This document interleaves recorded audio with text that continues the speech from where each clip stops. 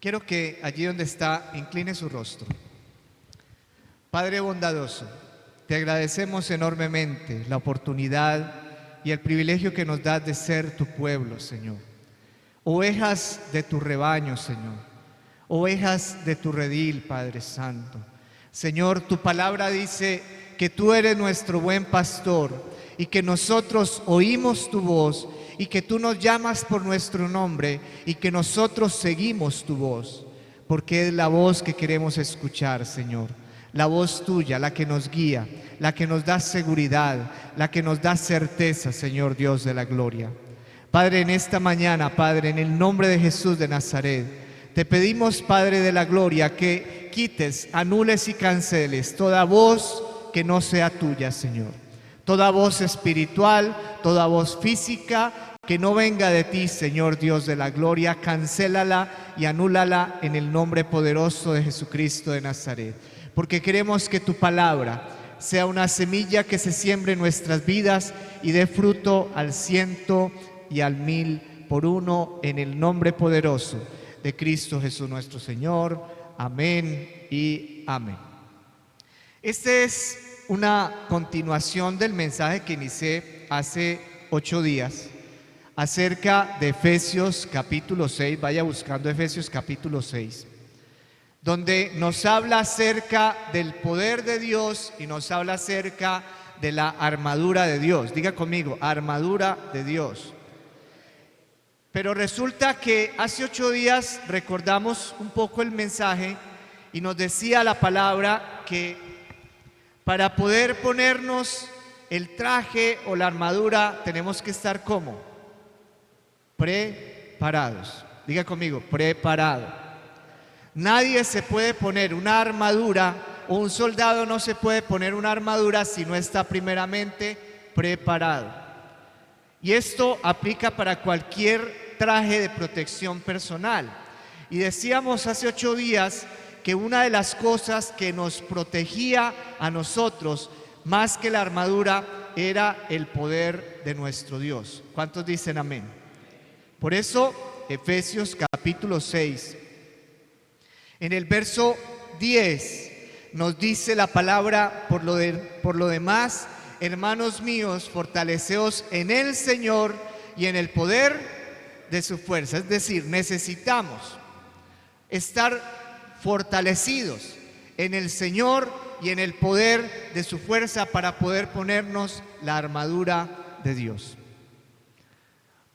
Una cosa que he aprendido a lo largo de la vida es que cuando tenemos que utilizar elementos de protección para nuestro cuerpo, eso no es porque nos quieran molestar la vida, porque nos quieran ver ridículos con lo que nos estamos poniendo.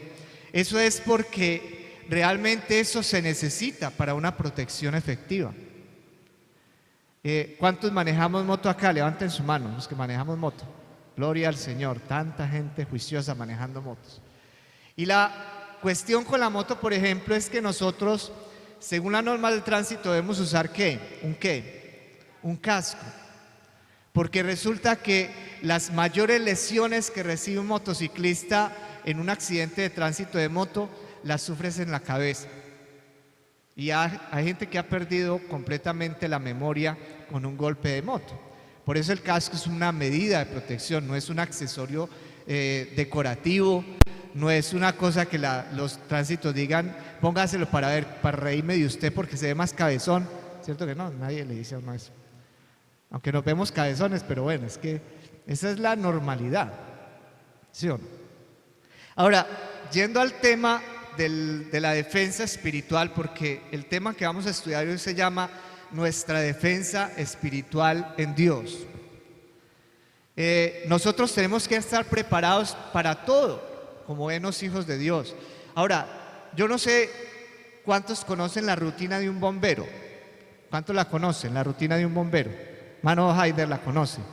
Ellos prácticamente viven en 2 casas, la casa de ellos y el cuartel donde ellos prestan su servicio. ¿Por qué? Porque cuando ellos están de turno, ellos tienen que amanecer donde están las máquinas, porque si no, no les da tiempo de llegar a un incendio. Entonces tienen unas habitaciones y aparte tienen los trajes así como en el piso, y resulta que es porque cuando suena la alarma o suena la campana, ellos se tienen que levantar de la cama, no tienen tiempo de ducharse, ni de peinarse, ni de maquillarse, ni nada de esas cosas, sino que ahí mismo van y se dirigen donde están los trajes, mete el pie, mete el otro y ¡juan! Se ponen el traje en menos de 5 minutos y quedan vestidos. Cogen su casco, se lo ponen y arrancan y cogen la máquina y llegan lo más rápido posible al lugar del incendio o al lugar de la emergencia. Esa es la vida o la rutina de un bombero. Y resulta que si nosotros vemos a esta persona, que yo no he visto el primer bombero que vaya a atender una emergencia, un incendio, así con la ropa con la que se levantó, con las bermudas, con la camisilla. No, es que no tuve tiempo de ponerme el uniforme. No lo he visto. De hecho, yo no creo que lo dejen prestar un servicio así. Igual, ¿quiénes trabajan aquí construcción? Levanten su mano. Amén, gloria a Dios. Ninguno. Mano William, sí. Le da pena. Los que trabajan construcción saben que en ciertas condiciones hay que utilizar casco protector, por ejemplo. Hay que utilizar guantes, por ejemplo. Hay que utilizar algunas protecciones de pecho, por ejemplo. ¿Por qué? Porque si se hacen estas rutinas sin ese tipo de protecciones, hay posibilidades altísimas de algún tipo de accidente. Esto es interesante porque un uniforme o un traje, por lo general, no es que defina simplemente a la persona, es que define su labor, define lo que es dentro de un entorno social.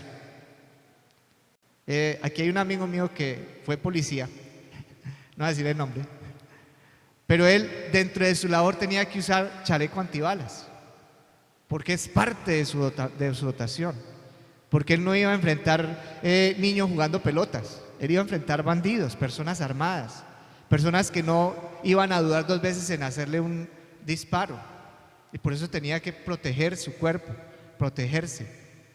Entonces, cada cosa que uno ve que hace la gente para protegerse o digámoslo así, es la protección adecuada, es lo que se necesita, es lo que el cuerpo necesita para que no sufra daños irreparables.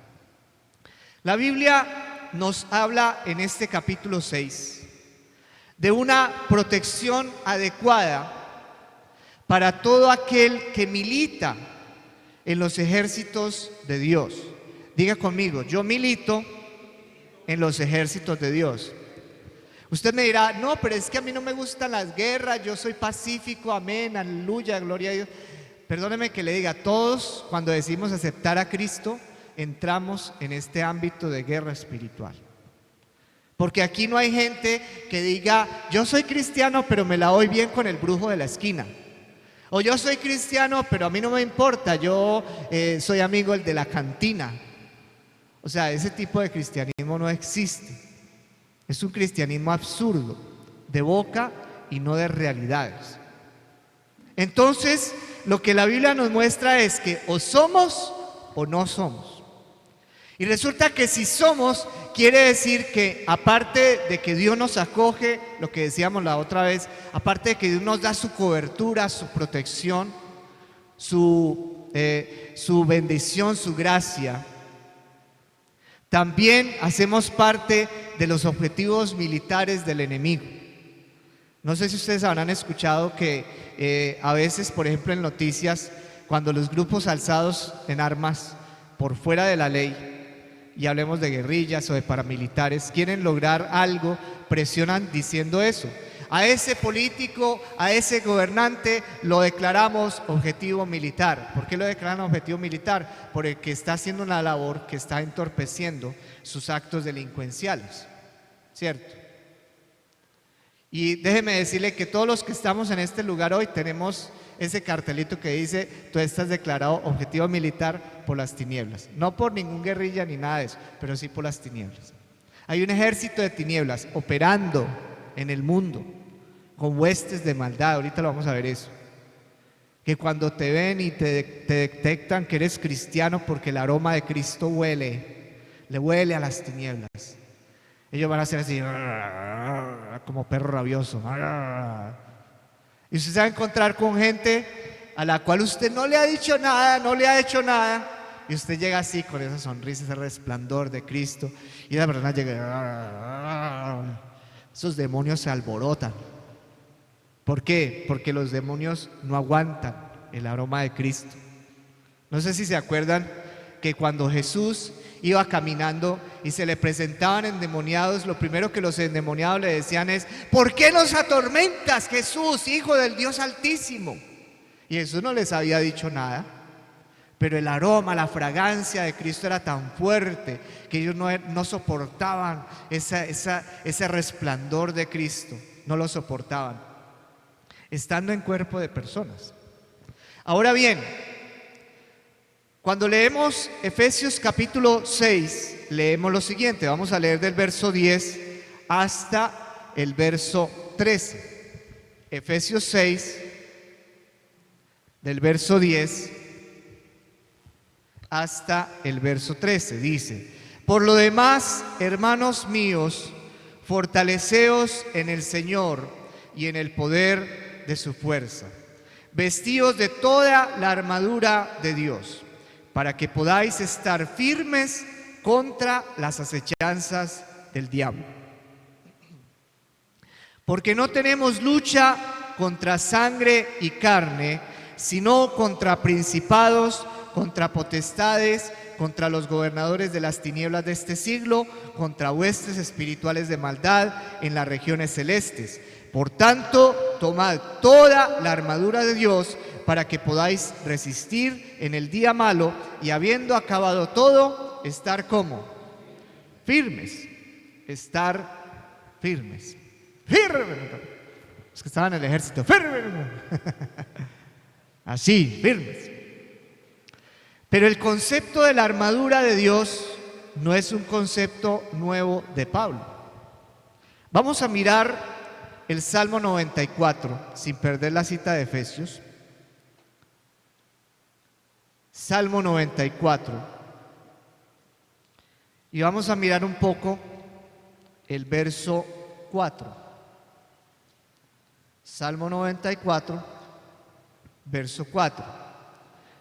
Dice la palabra del Señor: ¿hasta cuándo pronunciarán y hablarán cosas duras? Perdón, Salmo 91, no, es el Salmo 91, me equivoqué. Ya. Salmo 91, verso 4, nos dice: con sus plumas te cubrirá y debajo de sus alas estarás, ¿qué? Seguro.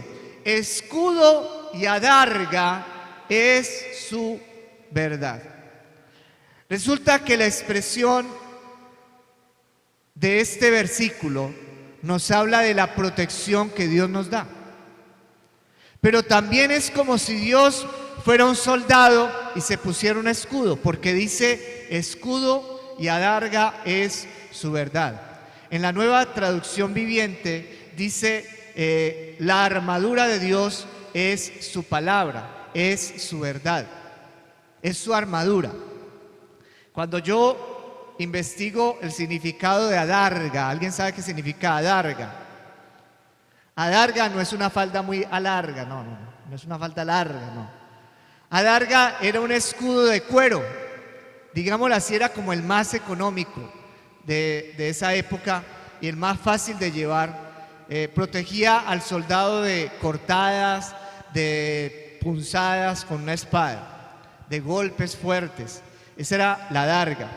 Y eso nos da a entender básicamente, o nos conecta muchísimo con la expresión de Efesios capítulo 6, verso 11, donde dice: vestidos de toda la armadura, ¿de quién? De Dios. Entonces, allí no hay un concepto nuevo. Este concepto acerca de la armadura viene precisamente de este salmo. Por allá también en Isaías, más adelante lo miramos, que tiene que ver también, Efesios 6, estamos otra vez en Efesios 6, que tiene que ver también con esa protección de Dios. Ahora, volvamos a Efesios 6 nuevamente y vamos a mirar el versículo 11, que aquí nos vamos a detener un poco. Dice, vestíos de toda la armadura, ¿de quién? De Dios, para que podáis estar, ¿qué? Firmes contra las acechanzas, ¿de quién? Del diablo. Y hay una palabra que me parece fundamental en esta expresión. La Biblia no dice vístase parcialmente. La Biblia no dice póngase cualquier cosa de la armadura de Dios. La Biblia dice vístanse con toda la armadura, ¿de quién? De Dios. Y cuando dice toda, es toda. ¿Sí o no? Como quien dice, no se ponga solamente un guante, póngase los dos. No se ponga solamente una bota, póngase las dos. No se ponga solamente el pectoral que le protege el cuerpo, póngase también el casco. Ármese adecuadamente. Eso es lo que plantea diciendo. Eso es un concepto clave que nos trae el tema de la armadura de Dios. Porque a veces queremos centrarnos como en algunas partes y decir, no, muy importante todo, pero por ejemplo, la espada, y hacemos alegoría a la espada. Y nos dice por allá en el versículo 17, tomad el yelmo de la salvación y la espada del Espíritu, que es la palabra de Dios. Y decimos, nosotros no necesitamos sino la espada. No, necesitamos protegernos completamente. Completamente. ¿De qué le sirve a un bombero ir a proteger o ir a tratar de apagar un incendio solamente con el casco puesto? ¿De qué le sirve? ¿Es que acaso el fuego no le va a quemar el resto del cuerpo? ¿O de qué le sirve ir al bombero, por ejemplo? Pastora, ¿me puede regalar agüita, por favor? ¿De qué le sirve al bombero, por ejemplo, ponerse las botas? Y decir, no, es que estas botas son muy elegantes. Estas botas me ayudan a pasar por el pantano. ¿Es que acaso el fuego no le va a quemar la cara? ¿Sí me hago entender? Entonces, el concepto de toda la armadura de Dios es un concepto integral. Diga conmigo, integral. Resulta que por allá en Lucas, capítulo 11, vamos a Lucas 11 sin perder Efesios. Lucas capítulo 11. Hay una expresión de Jesús muy interesante. Vamos a mirar el verso 21 al verso 22.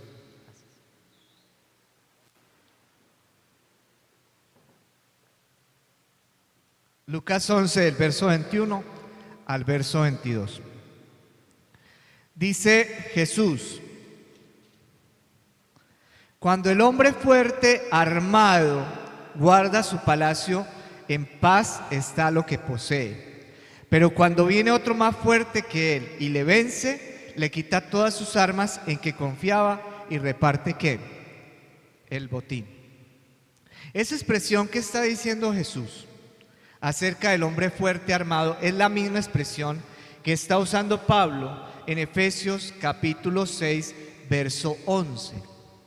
El poder y la autoridad que tenemos nosotros como hijos de Dios radica no solamente que tenemos poder de Dios, que tenemos autoridad de Dios, sino que también radica en que nos revestimos de lo que Dios nos entrega como su armadura. Diga conmigo, armadura.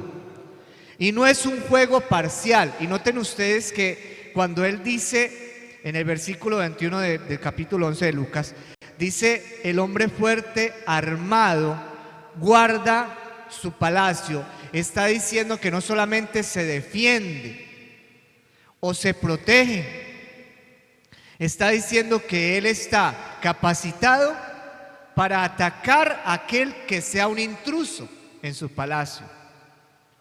Pero hay una realidad, y es que así como existen Dios nos da una protección, también existen huestes de maldad que pueden ser más fuertes que nosotros. Esto es un hecho. Por eso hay cristianos que están 5 años, 10 años y de repente, ¡pum!, se salieron de la fe cristiana. Porque vino alguien más fuerte que ellos y lo despojó de sus riquezas. ¿Y qué habrá pasado? Muy probablemente son muchas cosas. Número 1, que no se haya fortalecido en el Señor y en el poder de su fuerza. Número 2, que no se haya puesto toda su armadura de Dios. Porque esto de ponernos la armadura de Dios no es un cuento para una sola vez. Entonces yo acepté a Cristo en mi corazón y a partir de ese día ya me puse la armadura de Dios. Yo, perdóneme que le diga, yo no he visto a alguien que trabaje en un oficio riesgoso que se ponga el mismo uniforme durante 20 años sin lavarlo, sin asearlo. ¿Se imagina ponerse un uniforme de 20 años sin hacerle ningún aseo? ¿Cómo queda oliendo? Queda oliendo horrible, ¿sí o no? Y yo sé que a veces nos quitamos la armadura porque estamos cansados y no queremos orar, no queremos leer la palabra. Y eso sucede porque somos humanos. Pero la Biblia dice que cada día, nosotros tenemos que revestirnos de la gracia de Dios. ¿Cuántos dicen amén? Y aquí Jesús nos está mostrando también lo que el apóstol Pablo nos dice en Colosenses. Vamos a ir a Colosenses.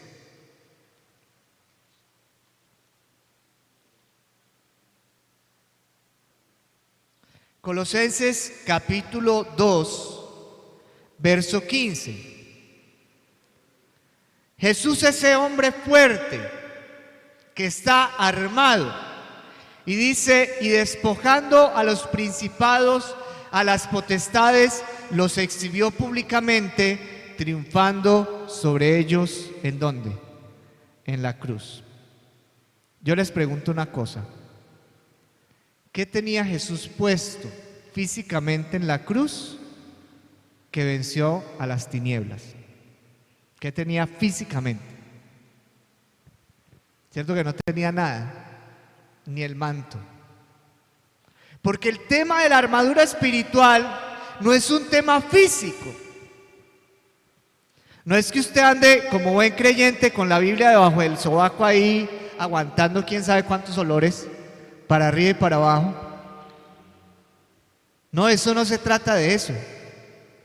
El enemigo sabe cuando usted es aparente, cuando usted realmente no está convencido ni comprometido. Él lo sabe. ¿Por qué? Porque el enemigo está con sus radares puestos y nos ve cómo actuamos, cómo hacemos las cosas. Él está está en una posición de acusarnos delante de Dios constantemente. Él lo sabe. Por eso para él no es ningún problema que usted venga a la iglesia y se congregue, pero no sea una persona muy firme en la fe. Antes mejor para él. Porque eso va a ser la oportunidad precisa para él poder terminar de sacarlo a usted, de ponerle la hueste de maldad apropiada para que usted salga huyendo de la iglesia. Entonces nos dice el Señor que esta es una de las formas de combatir las tinieblas a través de esa armadura que Dios nos está entregando, que Dios nos entrega día a día. Una armadura que, perdóneme que lo voy a decir, que no se desgasta. Una armadura que no se daña. Una armadura que no se pudre. Porque la fe no se daña. La palabra no se daña. La fe no se pudre. La salvación no se acaba, no se agota. El evangelio es algo que tiene que continuar. Todos estos elementos de la armadura, que no los vamos a estudiar hoy porque eso vamos a estudiarlo poco a poco durante los próximos domingos, son elementos permanentes y eternos. Y si hay algo que nos demostró Jesús cuando subió a la cruz del Calvario, es que aunque no tenía nada físicamente hablando, espiritualmente hablando, estaba más protegido y estaba más fortalecido que nunca. porque fue capaz de decirle a Dios: Padre, perdónalos porque no saben lo que hacen. Nosotros no nos digamos mentira. Nosotros se nos hubiera volado el genio. Yo decía: Señor, que les caiga fuego en el nombre de Jesús y los acabe. Mire cómo me están volviendo. Eso hubiéramos dicho nosotros. Pero Jesús se enmudeció. Jesús no dijo nada. Jesús solo dijo: Padre, perdónanos porque no saben lo que hacen. Qué interesante esto. Y recuerden que una de las herramientas, de los elementos de esta armadura espiritual es la palabra. Y Jesús demostró desde el principio hasta el fin ser siempre fiel a la palabra del Señor. Diga conmigo: fiel a la palabra del Señor. Vamos a mirar Salmos 35.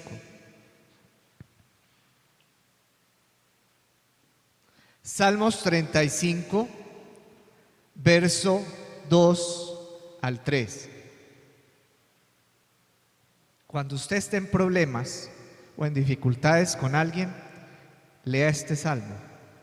Salmo 35. Dice el verso 2 al verso 3: Echa mano al escudo y al pavés, y levántate en mi ayuda. Saca lanza, cierra contra mis perseguidores. Di a mi alma: yo soy tu salvación.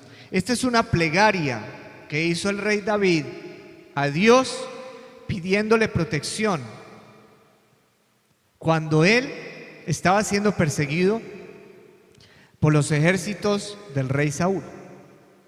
Recuerden que él le tuvo hasta que esconderse por allá en cuevas, le tuvo que irse a otros lugares porque él estaba siendo perseguido para ser asesinado. Y en muchas ocasiones él se vio quebrantado, él se vio triste, él se vio aburrido, siendo un buen soldado, pero tuvo que enfrentar a veces la desesperanza de ver que estaba siendo maltratado por gente a la cual él no le había hecho absolutamente nada. Y este salmo nos muestra, y el rey David nos muestra, cómo aquí aparece la figura de la armadura de Dios, lo que decíamos ahorita, que es una figura que viene del Antiguo Testamento, donde le dice a Dios: echa mano al escudo y al pavés, y levántate en mi ayuda, saca tu lanza. Aquí hay elementos de esa armadura que Dios usa. Y es interesante porque Dios no solamente las usa para ayudarnos a nosotros a protegernos, sino que también las usa para que nosotros las usemos en nuestra propia defensa. ¿Cuántos dicen amén? Y a su nombre. Isaías capítulo 59. Isaías capítulo 59, verso 17. Isaías 59, verso 17. Dice la palabra: pues de justicia se vistió como de una coraza, con yelmo de salvación en su cabeza. Tomó ropas de venganza por vestidura, y se cubrió de celo como de manto. Y ahí hay otra figura interesante que nos habla de esa protección de Dios, de esa armadura de Dios.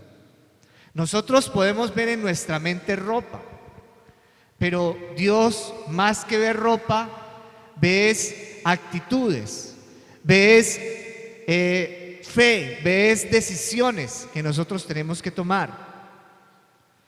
Y esto nos termina acercando más al propósito de Dios. Como dice en Romanos 8:37, que Él quiere nuestro bien. Vamos a mirar Romanos 8:37. ¿Por qué Dios quiere que nos revistamos de su armadura?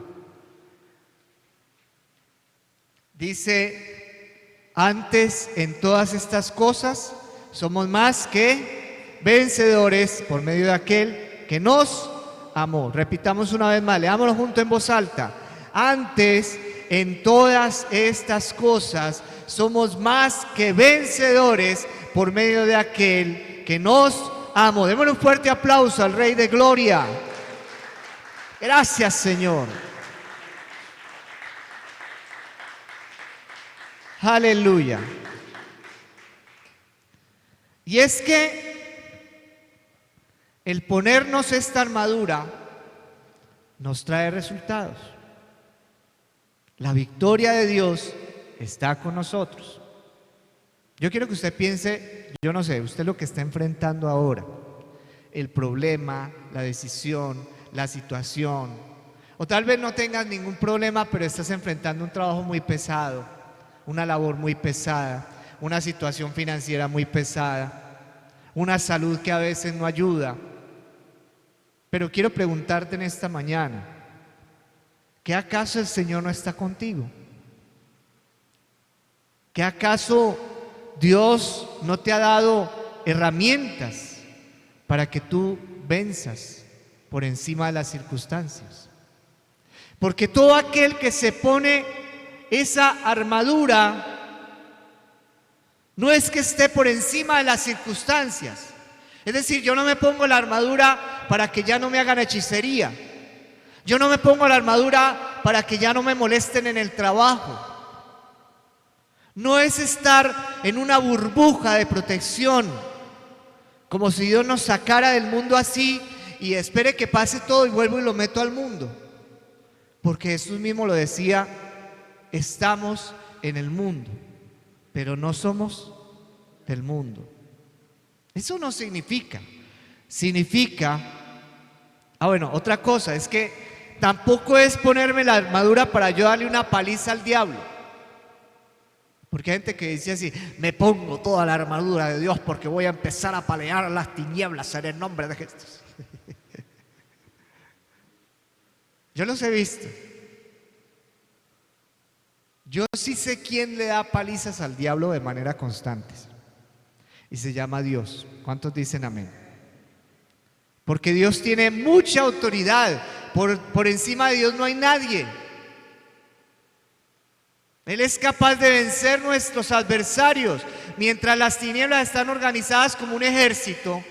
Y dice, bueno, ya le mandé el soldadito, ahora mandémosle el coronel. Porque el soldadito no me dio resultado. Entonces con el coronel yo espero a ver si de pronto sí cae. Y resulta que nosotros no estamos ni con un soldado ni con un coronel. Nosotros estamos con el Rey de Reyes y Señor de Señores. ¿Cuántos dicen amén? Él es el que se encarga. Él es el que se encarga. Y por eso dice el verso 10 de Efesios, perdón, y dice el verso 11 de Efesios 6. Efesios 6:11 nos dice que nos ponemos esa armadura de Dios para estar firmes, diga conmigo, firmes contra las acechanzas ¿de quién? Del diablo. ¿Qué es estar firmes? No moverse. Yo no sé si a ustedes les tocó cuando estábamos pequeños en el colegio o en la escuela, que nos ponían a hacer formación. No sé cuánto les tocó, pero párense derechos, tome la distancia. Entonces ponían la manito así, ¿se acuerdan? Y entonces vamos a cantar el himno nacional, todos firmes. Y uno de chiquito que es bien inquieto y empieza a moverse ahí, oh gloria y marzo, sí. A alguno le pasó. Y era el profesor que dice, firme, firme, me dice la profesora, y lo mismo quieto, porque la profesora habló. O cuando le dicen a uno, quédese ahí, firme, no se mueva. Cuando uno está haciendo la fila en bancos o en la EPS, ¿sí o no? ¿Les ha tocado? ¿Cuándo nos ha tocado hacer las filas? Firme ahí, firme, quédese ahí paradito, no se mueva de ahí. Vaya usted que se vaya y se mueva siquiera ahí a comprar un chicle a ver qué le pasa. ¡Vea, se metió! Haga la cola. Firmes, hermano, firmes. Y cuando habla de esa firmeza, es interesante porque es la misma expresión que Efesios capítulo 6, verso 13, nos habla acerca de esa armadura. Al final nos dice, y acabando todo estar firmes. En Inglaterra, no sé si ustedes habrán visto Inglaterra, el Palacio de Buckingham. Antes era la reina Isabel, ahora es el rey, ¿qué? Charles, se llama Charles, el rey Charles. Ellos tienen en unas garitas así en la calle, unos cubículos donde se paran unos soldados vestidos de rojo completamente, con unos sombrerotes así largos, todos peludos negros. Y esos soldados se paran así. Oiga, eso es admirable, esos tipos están muy bien entrenados, porque pasan horas y horas quietos, como si se hubieran quedado petrificados ahí. No, pues lo que hacen sí parpadean, claro, obviamente. Pero uno no los ve ni hablando ni conversando ahí, ¿cómo te parece? Nada. Y resulta que llegan turistas y se acercan a ellos y comienzan a molestarlos y a moverles la gorrita y a, ¡ay, veo una foto! Pero ellos tampoco son bobos. Y ellos le gritan a la gente que empieza a molestarlos: ¡no moleste la guardia de la reina! Ay, en esa época era la reina. ¡No moleste la guardia del rey! Y vuelven y se quedan como unas estatuas. Claro, la gente después de semejante regaño, ¿quién se va a quedar ahí? Pero hay gente que está así, como hierro, como piedra. Mire, puede estar lloviendo, puede estar haciendo el sol más tremendo. El soldado puede estar con unas ganas de ir a hacer chichi esas que uno dice: no me aguanto, no me aguanto, no me aguanto, no me aguanto. Y el tipo firme ahí, firme. No, nos quedamos, José David. Entonces, cuando uno mira ese tipo de firmezas, qué interesante que nosotros como cristianos entendiéramos que ser firme es estar a pesar de las circunstancias, a pesar de los problemas, a pesar de las dificultades, a pesar del mosquito que se le pega a uno y es un estaque y vuelve firmes, esa es la expresión, porque esa es la clave del secreto del poder de Dios. Diga conmigo, la clave del secreto del poder de Dios es esa. Porque Jesús tuvo la victoria, porque Jesús se mantuvo firme en la decisión de ir a la cruz del Calvario. Por más que le dijeron, ¿se acuerdan de Pedro? Maestro, ¿usted cómo va a hacer eso? ¿Cómo va a decir eso? No digas esas cosas, usted no va a ir a la cruz del Calvario, maestro. Y Jesús le dijo: apártate de mí, Satanás. Porque Satanás quiere que usted titubee, Satanás quiere que usted abandone, Satanás quiere que usted se rinda. Ese es el plan de Satanás. Y sabe que cuando uno persiste en esa firmeza espiritual, Satanás no es capaz con nosotros. Diga conmigo, no es capaz conmigo. ¿Por qué? Porque ¿quién va a ser? Es como los guardias del rey de Inglaterra. ¿Quién va a enfrentar un tipo de esos tan bien entrenado? Con la capacidad de mantenerse firme a pesar de. Nadie. Es muy difícil. A veces yo incluso comparo esto, perdonen que lo diga, pero a veces la cantaleta de la mamá puede mucho. Pero digamos la buena cantaleta de la mamá, ¿sí? Esa cantaleta que le dice al hijo todos los días: mire, recoja la ropa, mire, guarde esto, mire, organice su cuarto, mire, tienda la cama. Esa es muy buena, porque a uno se le va creando en la mente la idea de que eso hay que hacerlo todos los días. Y que uno se tiene que levantar y organiza la cama, recoge la ropa sucia, la pone en el cesto de la ropa sucia, organiza la habitación. Eso se crea en la mente, eso va creando un hábito. La firmeza espiritual en nosotros crea hábitos. Diga conmigo, hábitos. Y hábitos que más adelante el enemigo no va a poder tumbar. Voy a colocar un ejemplo. Usted y yo, si desarrollamos el hábito de orar cada día, va a ser muy difícil para el enemigo quitarnos esa rutina. muy difícil, porque se va volviendo un hábito, así como comer. O dígame, le pregunto, ¿quién a usted le quita el hábito de comer? Y dice, ay, no, no voy a comer porque es que vi a tal persona. Pues a no ser que esté despechado o despechada, eso es otra cosa pues. Pero si usted está en su sano juicio y usted tiene su cuerpo acostumbrado a sus 3 golpes del día, y cuando habla de los golpes habla de las comidas, ¿cierto? Entonces quiere decir que usted, ese hábito nadie se lo va a quitar.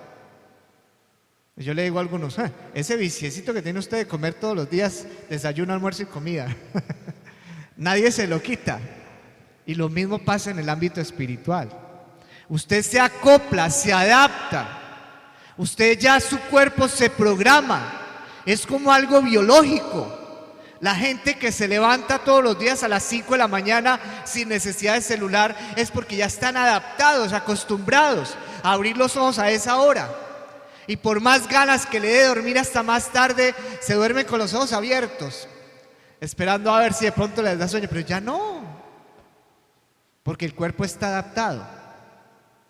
Y si usted adapta su cuerpo y su espíritu a las cosas de Dios, eso va a generar no solamente que usted tenga un hábito permanente, sino que va a generar en usted firmeza espiritual. Diga conmigo, firmeza espiritual. Miremos Efesios 6, verso 12.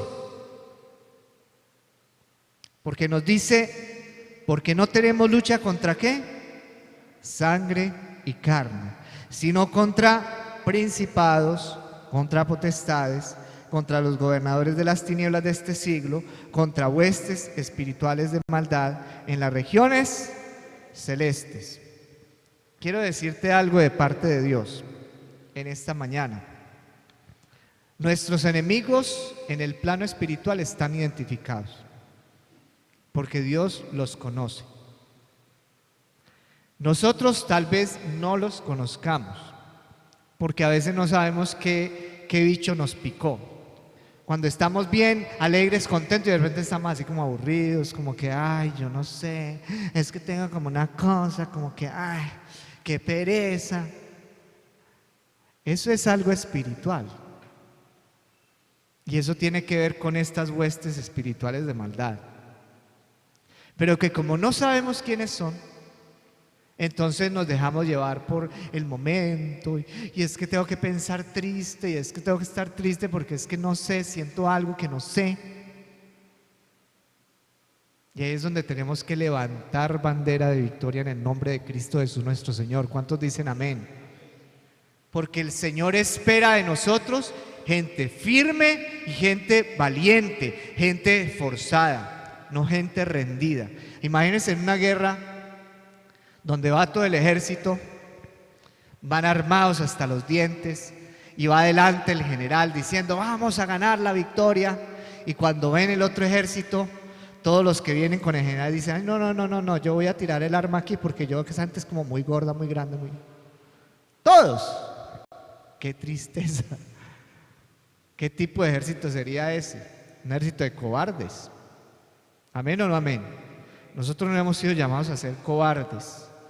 Y hay que tener claro que si entonces nuestros enemigos no son visibles, entonces tenemos que diferenciar una cosa, y es la siguiente: nuestros enemigos no son nuestra familia. ¿Cuántos dicen amén? Nuestros enemigos no son los vecinos ruidosos y canzones que tenemos en el barrio. ¿Cuántos dicen amén? Nuestros vecinos no son nuestros amigos que nos hacen y deshacen.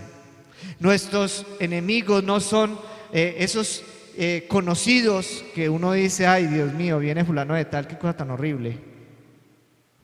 Nuestro enemigo tampoco es el desconocido que cuando te trata mal sin conocerte, te trató mal porque sí, porque le dio la gana.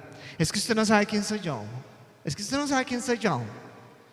¿No has escuchado? Ese tampoco es tu enemigo. Tu enemigo, lo dice muy claramente, está en las esferas celestiales. Vamos a mirar, sin perder Efesios, 2 de Corintios, capítulo 10. Segunda de Corintios capítulo 10. Vamos a mirar el verso 3 al verso 5. Segunda de Corintios capítulo 10, verso 3 al verso 5. Dice la palabra del Señor: pues aunque andamos en la carne, no militamos según ¿qué? La carne, porque las armas de nuestra milicia no son carnales, sino poderosas en Dios para la destrucción de fortalezas. Y vamos a leer hasta el versículo 5. Derribando argumentos y toda altivez que se levanta contra el conocimiento de Dios, y llevando cautivo todo pensamiento a la obediencia ¿a quién? A Cristo. Nuestras armas no son carnales, son armas poderosísimas, poderosísimas. Son armas que nos guardan, pero son armas también que le permite a Dios identificar quién es de su ejército. ¿Cuáles son los que pelean en mi ejército? Porque un ejército se diferencia de otro muchas veces es por su uniforme. ¿Lo han visto? El uniforme que lleva el soldado lo diferencia de su enemigo. Y usted y yo tenemos que ser tan evidentes espiritualmente hablando, que esos principados, que esas potestades, que esos gobernadores de tinieblas, que esa hueste espiritual de maldad sepan qué tipo de personas somos, que no somos cualquiera. Diga conmigo, que somos del ejército del Señor. Vamos a terminar con Efesios 6, capítulo 6, verso 13. Si ya sabemos que hay enemigos que están allá afuera en contra de nosotros, dice el verso 13, por tanto, tomad ¿qué? Toda la armadura de Dios. Vamos a hacer una pausa ahí. ¿Tomar cuánta? Toda la armadura de Dios. Si se va a venir para el templo, no deje su espada. ¿Alguien entendió esta expresión? Yo no sé por qué hay creyentes que vienen al templo sin la espada. Vienen con las manos limpias, como si no fueran cristianos, o como si fueran católicos.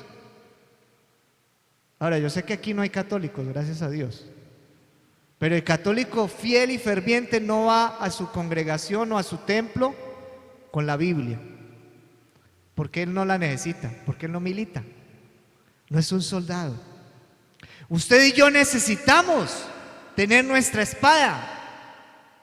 Usted dirá: ay pastor, yo la tengo en el celular. Ay, qué bueno, maravilloso. En el celular puede tener todas las Biblias que quiera, pero hay una desventaja. Número uno, también tiene todas las distracciones que usted quiera. ¿Amén o no amén? O dígame, ¿a quién en pleno culto, leyendo la Biblia en el celular, no le ha llegado un mensaje de WhatsApp? ¿O no le ha llegado una notificación de Facebook? ¿O de YouTube? O si tiene virus, no empiezan a salir un montón de publicidad ahí que uno no ha buscado. ¿Amén o no amén? Entonces, esa no es una espada eficiente. Porque entonces, mientras usted espera que le abra el programa, le presenta las 20 publicidades que le presenta antes de abrir el programa de la Biblia, usted perdió tiempo. Se perdió, se le fue. El enemigo hizo lo que dice la parábola del sembrador. Llegó, como no tenía mucha profundidad la tierra, le robó la semilla. ¿Sí o no? En cambio, con la Biblia física, aquí usted ¿qué distracciones tiene? La misma palabra. Que usted lee un pasaje y dice, y este me lleva a otro, y uno dice, pero es Dios el que está hablando, no alguien por internet. ¿Amén o no amén? Y otra ventaja enorme de traer la Biblia física es que la Biblia física no se le va a descargar.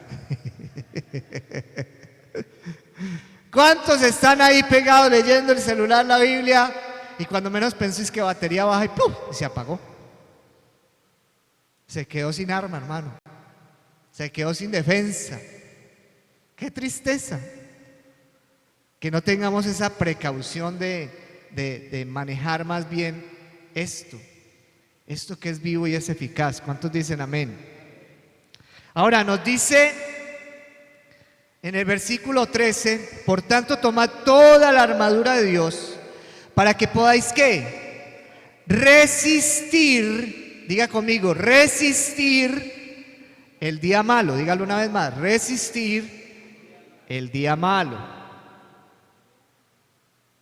Todos tenemos nuestros días malos. ¿Amén o no amén? O dígame quién no. Todos tenemos nuestros días malos. Y el tener días malos es parte de la condición de nuestra vida aquí en la tierra. Porque yo estoy convencidísimo que cuando ya estemos con Cristo en la eternidad, todo esto no va a ser igual. Vamos a vivir tan rico, tan sabroso. Ahí sí vamos a vivir sabroso, no como dice esta gente, estos políticos de turno, que vamos a vivir sabroso y todo el mundo apretado. Es mentiras. No, con Cristo sí vamos a vivir sabroso. Sí vamos a vivir bueno. Con cero deudas, cero problemas financieros, cero problemas de salud, cero problemas con las personas que nos rodean. Viviendo bueno. Pero ¿sabe qué? Para llegar de aquí donde estamos allá a esa meta, dice Efesios capítulo 6 verso 13: y habiendo acabado todo, estar firmes. Vuelve y repite la palabra, estar como firmes. Porque el que no se sostenga aquí, allá no se va a poder sostener. Se lo digo. El que no se sostenga aquí, allá no se va a poder sostener. ¿Quién va a ser capaz de estar parado delante de la gloria de un Dios todopoderoso si no está preparado? Nadie, nadie. Porque Dios, así como es amor, es fuego consumidor. Termino diciendo, ¿qué es estar firmes? Estar firmes en la gracia, mis amados, en lo que Cristo nos ha entregado. Estar firmes en el Evangelio, mis amados, en la palabra que Dios nos ha entregado. Estar firmes en ese valor y en ese poder de Dios que decíamos ahorita en el versículo 10. Estar firmes en la fe. La fe es suya, de nadie más. No deje que el diablo se la robe o se la quite. Estar firmes en la libertad de Cristo, porque aquí, gracias a Dios, nadie nos trae a la fuerza. Venimos libremente porque amamos a Dios. ¿Cuántos dicen amén? Estar firmes en esta unidad de Cristo, en el hecho de que somos hermanos. ¿Cuántos dicen amén? Estar firmes en el Señor y estar firmes y perfectos y completos en la voluntad de nuestro Dios. Vamos a inclinar nuestro rostro allí donde estamos. Padre eterno y soberano, en esta mañana agradecemos la oportunidad que nos das de armarnos hasta los dientes espirituales con la armadura tuya, Señor. Te damos gracias porque a través de este equipamiento espiritual podemos mantenernos en la firmeza espiritual que necesitamos, Padre. Porque tu palabra dice que cielo y tierra pasarán, pero tus palabras no pasarán nunca. Y sabemos que los problemas y las dificultades y lo que estamos enfrentando no va a ser eterno. Porque mientras nos mantengamos en Cristo, veremos la victoria de nuestro Dios. A ti te damos la alabanza, Señor. A ti te damos la adoración. A ti te damos la exaltación. Porque creemos, Dios amado, que tú nos das la bendición y la victoria en Cristo Jesús, nuestro Señor. Amén y amén. ¿Qué tal si le damos un fuerte aplauso al Señor en esta mañana?